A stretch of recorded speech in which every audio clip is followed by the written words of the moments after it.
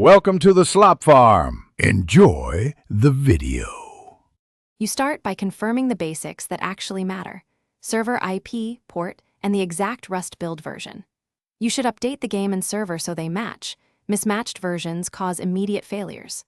Once done, turn off VPNs, proxies, and local firewalls briefly to isolate network interference. Run a quick ping and trace route to the server to see packet loss or routing issues. These tell you whether the problem is local, ISP, or server-side. Next, dig into network and server internals. Check router NAT and port forwarding for the game ports, because Rust needs correct UDP/TCP mapping to connect reliably. Review server logs for handshake failures, auth rejections, or rate limits. Those log lines explain the why. If possible, restart the Rust server process and watch logs while you attempt to connect. Then test from a different network or a friend's client to determine if the issue is isolated to your ISP or machine. To finish, verify or reinstall game files to eliminate corruption, then reset your network stack.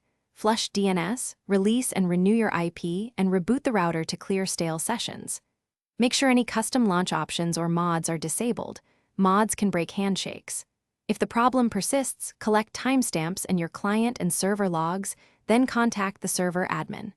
Troubleshooting tip: if all else fails, test via a mobile hotspot. This quickly. Thanks for watching. Consider subscribing if we helped you today.